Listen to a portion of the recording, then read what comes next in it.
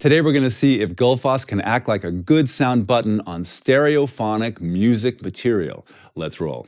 I'm really excited to be showing you how to use Gullfoss with music, one of my favorite ways to use it. Not only in music for music's sake, but music in a multimedia experience, which we're going to look at here at the end. We have three examples, one sort of a dubstep kind of orchestra thing. Another one is just a straight orchestra underscore. And then another one is a live music duo, kind of not recorded very well, just to see if Gullfoss can help that out. Well, you can instantiate Gullfoss pretty much the same way in every digital audio workstation. Here in Adobe Audition, we would go to track effects, not clip effects, because we would want to add this to all clips in a particular track. You could do it on the clip level if you wanted, but I like track effects. We're going to go here. And because I'm on a Mac, I'm going to use AU, although you could happily use VST if you were on a PC or Mac. And then Gullfoss happily comes up. And we've got basically 5 different parameters. Recover, basically, and again, it means it does a whole lot more than what I'm going to explain to you. But the bottom line is it boosts frequencies, which your brain might really want to hear more of. And as you saw in the example, it's moving all kinds of, almost infinite amount of EQ curves and bands to make that happen. Tame is the opposite, really. It brings down frequencies that your brain is a little too sensitive to, maybe.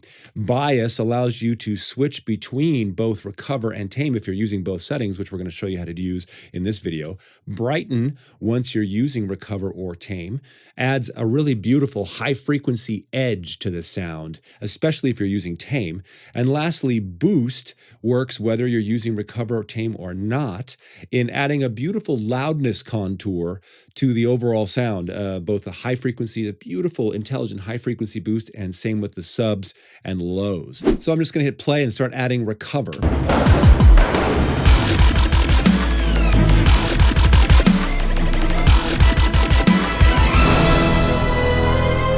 Now, this is a setting we'd never use. 200% is like, a knife in the face or a knife in your eardrum. But because we're streaming, I'm using settings so you can really hear what's going on. So we might want to use it a little bit more here, maybe at 100% for music. Music really, for us, uses Gullfoss in a way that has a very different application. And these settings kind of take on different meanings for music, and you'll see why in a second. So if we just leave it at 100%, you can hear the difference.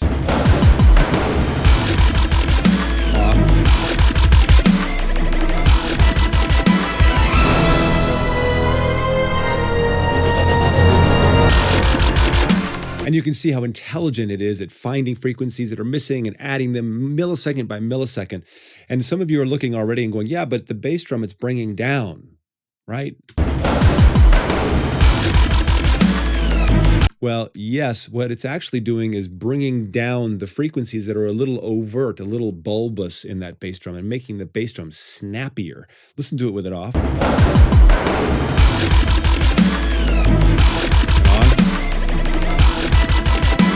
Night and day, right? It's kind of whooshy bass drum going on, and with it on, it's beautiful. So we're gonna, by the way, if you use Alt or Option, you can A/B between settings. So right now I have it 100. If I hold down Alt or Option, it goes back to 0, and I can A/B very quickly, which is super nice. Let's turn on Tame to 100%, and you can hear what this sounds like.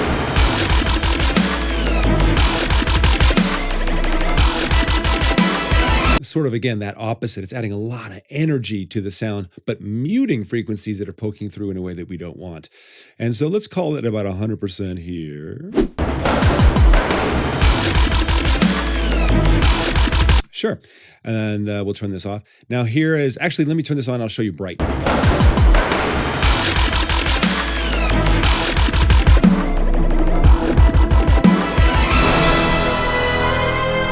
That's high energy slicing. And of course, it goes the other way for attenuation of high frequencies. And it's not just an EQ. It's very, very intelligent, as you can see. We'll bring this back to 0. Now here's boost all on its own.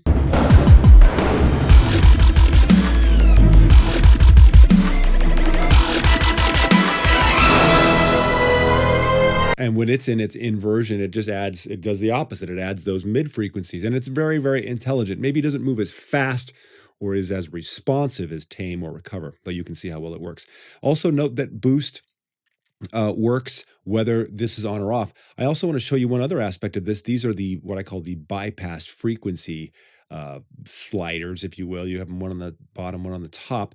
Anything over here or over here now will not be processed by recover or tame, but boost blasts everything. So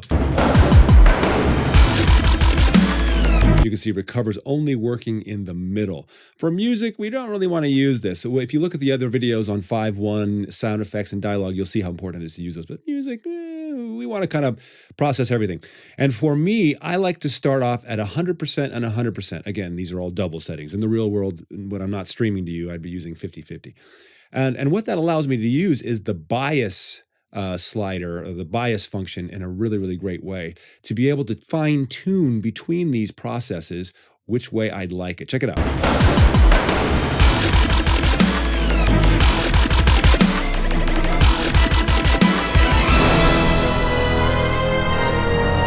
And if I'm using boost, a little bit of boost and a little bit of brighten, what bias allows me to do is, well, just check it out. I can't even explain it to you. Just listen.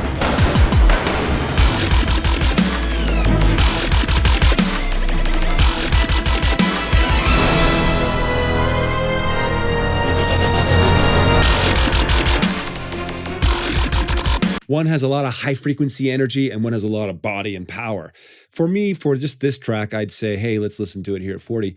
And now what happens with boost is it no longer acts as, because it's also intelligent, it no longer acts as just a loudness contour.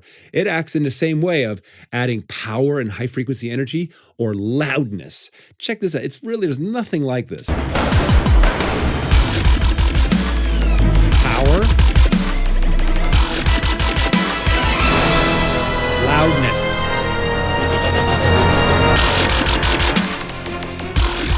Power.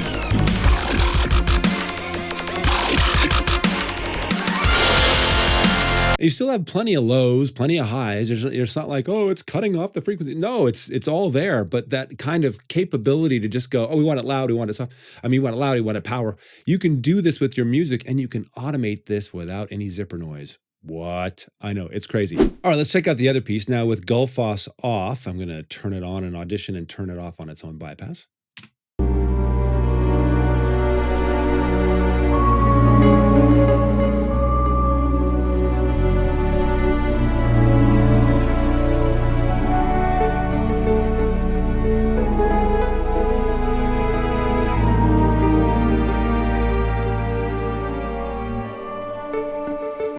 Okay, it's, you know, nice sustained pads with some sub-low bass going on there.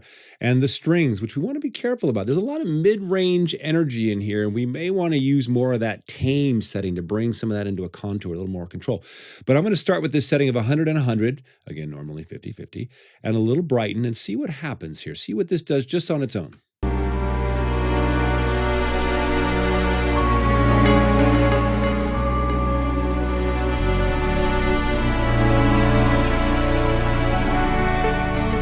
So right away, some of that low mid stuff got handled and some of the mid, but now there's a lot of energy in that upper mid, that kind of up there. I mean, it's beautiful. It's much more contour, but not really what I'd want to hear. So let's mess with bias here.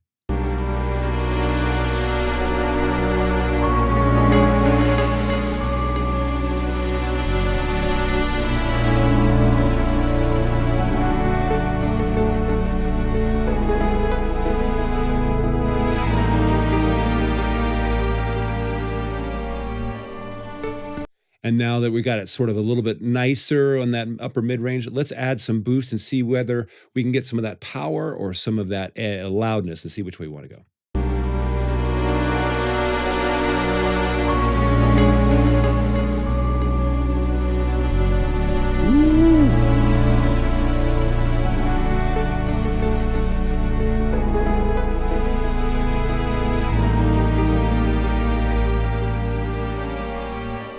Definitely not that way.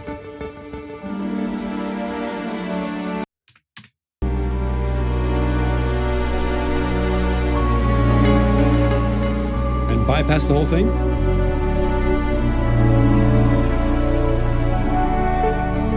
On.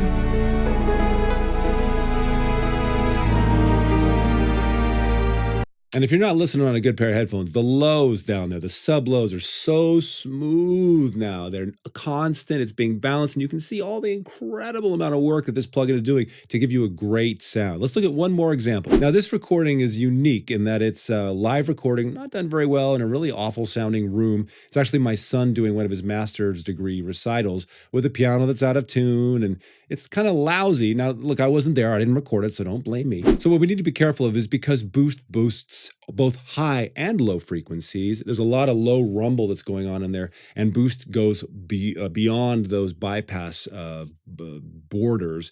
So we don't want to add too much more lows. So we want to add a little Boost, but I think we need to focus on the brightness to get those high frequencies instead of Boost.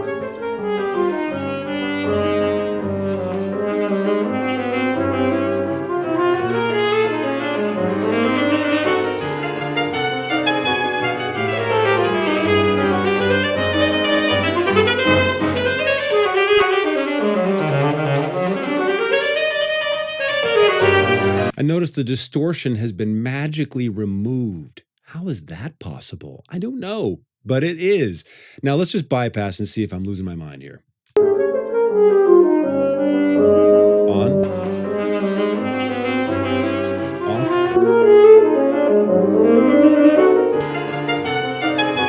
And if that isn't a world of difference, I don't know what is. Now you're still watching, so I'm going to show you one more example in multimedia. Let's roll. All right, we're going to take a look at Blade of Honor, the sci-fi pilot. We've got the stems for dialogue, sound effects, and music. We've got Gullfoss instantiated on the music stem. Let's see what happens here. Again, I've got this simple 100 and 100 setting, but let's watch it with it bypassed. I think we snagged a large bear, sir. I think the bear snagged that.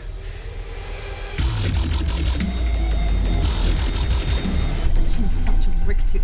20 to 1? We can't survive this no matter how good we are. This is crazy. So there's a lot of things going on here. And remember that you can automate Gullfoss in any way you want. But what we really want, there's a lot of flubbiness in that music. I mean, again, this is done after the mix. Okay, you've mixed it, it sounds great, and we're just kind of threading hairs here, or pulling hairs. Measuring hair, something about hair. I don't know how that goes. But very small moves, very small tweezing is required here. So let's turn off bypass. We've got our 100-100 setting. Again, double what we would ever really do as you're streaming, so trying to make it more obvious to you. I think we snagged a large bear, sir. I think the bear snagged that.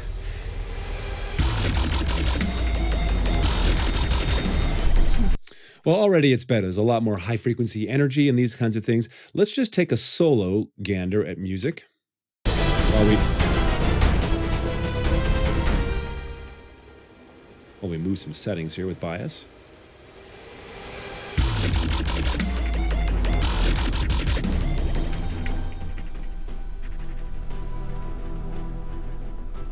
I'm going to say we're going to go kind of here. I don't think we need any brightness. In fact, if anything, I think we need to pull some of those high frequencies down a little bit so they're not interfering with sound effects or dialogue consonants.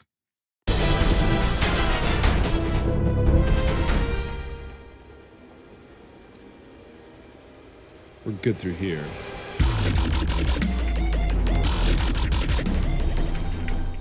And let's see what happens if we add some boost now.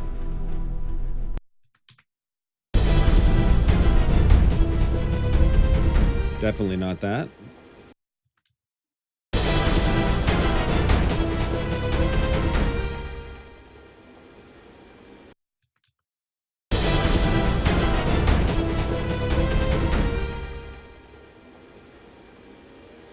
It's a much fuller sound and a little more reasonable given that there's sound effects going on. Let's Han Solo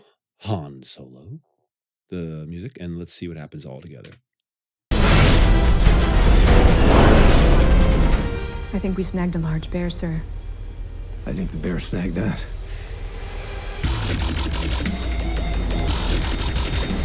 He's such a rick too. 20 to 1? We can't survive this no matter how good. And then with a bypass for a second. I think we snagged a large bear, sir. I think the bear snagged that. Off. So the only thing that doesn't really work for me is that when the ships come in and it's doing the dubstep, the low frequencies, I'd love to have some more thump in there, wouldn't you? So let's see if we can automate this. I'm going to pull this down here so I can see read. Great stuff. In fact, let's just go to the mixer. Here's the mix thing. I'm going to do latch. And let's see if I can get a no zipper noise move on the boost. I think we snagged a large bear, sir. I think the bear snagged that.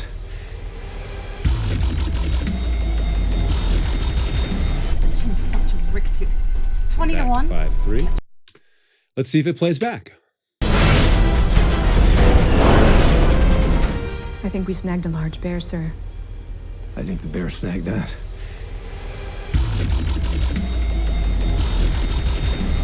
He's such a rick too. 20 to 1. Perfectly zipperless automation over that entire music track with all of this horsepower going on underneath the hood. It's incredible to add body and really mix penetration without getting in the way of anything else. There's nothing like Gullfoss, I'm telling you. All of us at cinemasound.com use Gullfoss all the time. We love it. Take a look at some of the videos here on this website to learn how to use it on all kinds of buses and individual tracks, including dialogue, sound effects, music, and even 5.1 surround. Dope. Until then, we'll see you in post.